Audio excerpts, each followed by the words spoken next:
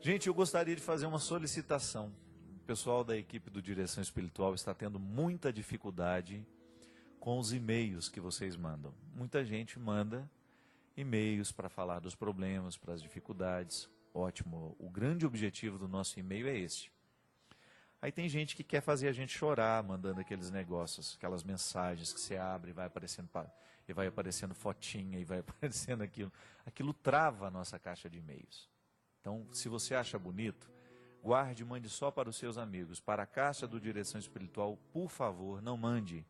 Não encaminhe para nós mensagens direcionadas, aquelas coletivas, correntes, não. Só mande se você tiver um assunto pessoal para tratar. E aí você vai ajudar a gente a ter um atendimento mais qualificado. As pessoas reclamam que não estão tendo respostas dos e-mails que mandam, das cartas que mandam, mas a melhor maneira de compreender o outro é você se colocar no lado dele. Imagine você recebendo aí 1.500 cartas por semana, 3, 4 mil e-mails por semana, se você daria conta de manter isso em dia. Então, compreenda que nós somos poucos aqui. Eu sou um só. Eu ainda não pude me clonar. E não pretendo também, porque eu não aguentaria uma outra pessoa igual a mim. Então, você vai ter que ter um pouco de paciência.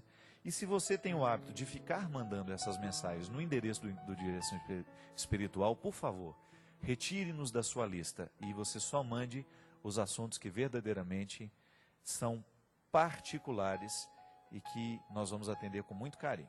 Tá bom?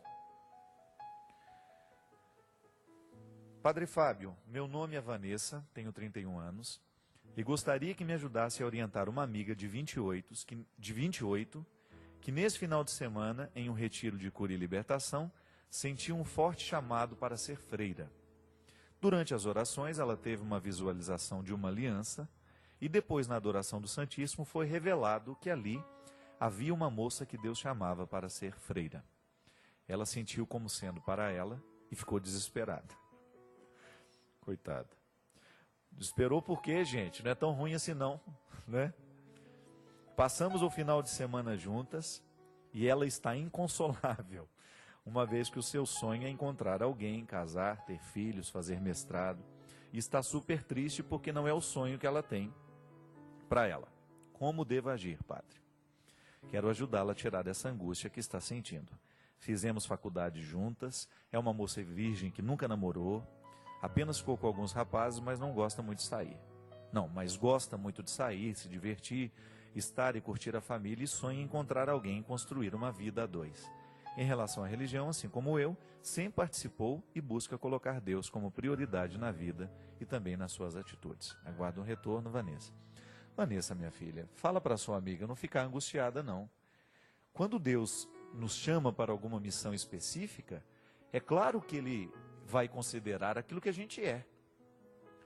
Ela não tem que se desesperar porque teve uma visualização. Muito cuidado, a gente precisa ter muita cautela com esses retiros de cura e libertação, quando são proclamadas essas coisas para todo mundo. E digamos que ali tinha 200 pessoas que estavam ali, garanto que umas 30 viram a mesma aliança. Então cuidado. Porque no momento em que as pessoas estão rezando, elas estão pensando lá nos casamentos delas, nas dificuldades que vivem com os maridos. E naturalmente o símbolo do casamento vem no processo da oração. A mente joga para essas informações todas, porque nós rezamos assim, a partir da nossa criação mental. Não significa porque no momento da oração ela visualizou uma aliança e depois alguém proclamou que no meio daquele monte de gente alguém iria ser freira, não significa que ela precisa encarar isso como uma determinação. Porque o que gera o sofrimento na sua amiga? É o fato dela sentir-se determinada, né? Como se Deus estivesse escolhido e agora não passa mais pela decisão dela. Pelo amor de Deus. Nós não podemos compreender essas coisas assim. Você tenha consciência de que o processo de Deus não é assim. E fale com ela, converse com ela. Deus não vai nos forçar a absolutamente nada. Né? A gente precisa tirar da nossa cabeça essa imagem de que Deus está sempre pronto para nos contrariar. Não.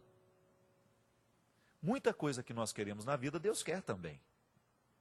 É nobre querer uma família, querer se casar, querer ter filhos. Isso é muito nobre. Quem foi que disse que é mais nobre ser freira do que ser uma mãe de família? Isso é cultural. Durante muito tempo a gente ficava pensando que o filho que foi ser padre era o melhor que todos. Não, não necessariamente precisa se pensar assim, não.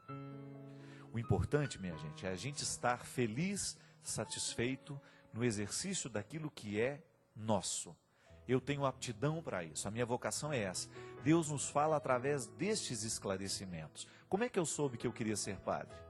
Um dia apareceu lá dentro do meu quarto uma luz e uma voz falou grave comigo, vai ser padre. Não. É um processo natural, é o que a gente estava falando no início. Deus se revela na nossa história com tudo aquilo que a gente tem como pessoa. Então, cuidado para a gente não ficar pensando que as manifestações de Deus na nossa vida serão sempre grandiosas e miraculosas. Não, Deus nos fala através do bom senso.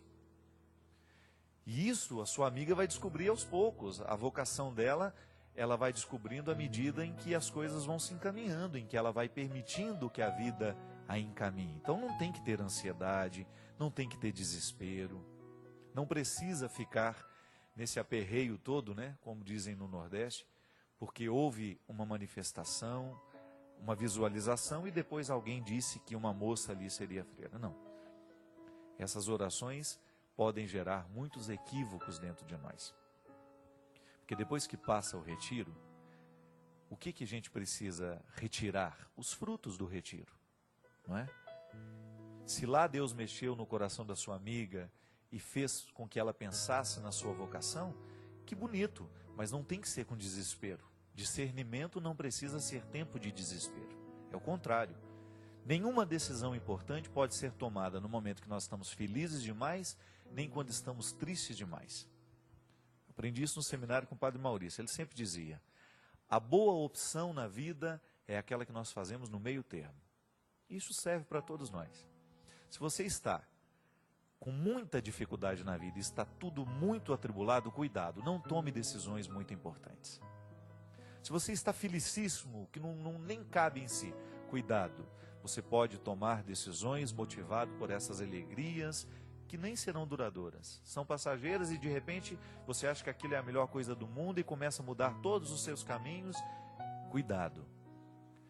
A nossa vida requer muito cuidado. Nós não podemos tomar decisões fundamentais em momentos inoportunos. Quais são as decisões fundamentais? São aquelas que mudam a nossa vida. As decisões acidentais são aquelas que podem ser modificadas depois. Você acorda lá um dia, hoje eu quero ficar loira. Aí você pinta o cabelo de loiro. Isso é acidental. Porque depois você pode pintar o cabelo de preto de novo, né? Agora, existem decisões que mudam as suas escolhas. Você muda o seu modo de viver.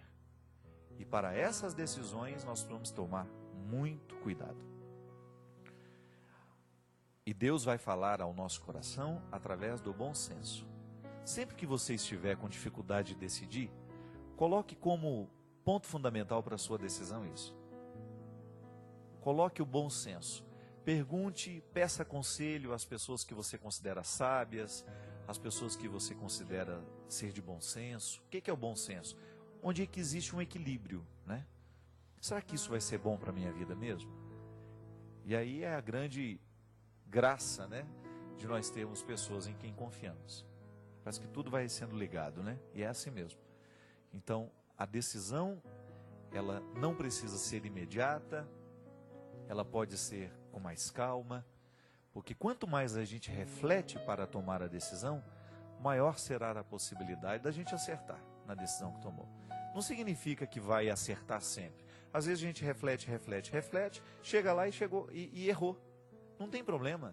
Voltamos atrás e recomeçamos. Só que existem questões fundamentais que a gente não tem como voltar mais.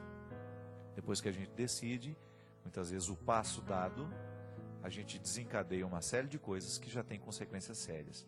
Como outro dia, uma mulher que estava passando um conflito muito grande porque queria separar-se do marido. Só que já tinha adotado algumas crianças. Agora ela não tem mais direito de decidir sozinha. Tem que olhar para o contexto das crianças que estão adotadas. É a vida. A gente precisa reaprender essa história de fazer planos, de calcular com tempo marcado. Eu vou investir nisso agora. Agora é tempo de estudar. Agora é tempo de namorar. Agora é tempo de trabalhar. Porque quando a gente faz tudo muito junto, a gente corre o risco de não fazer nada direito. Nós vamos para um rápido intervalo, mas a gente volta já com o programa Direção Espiritual.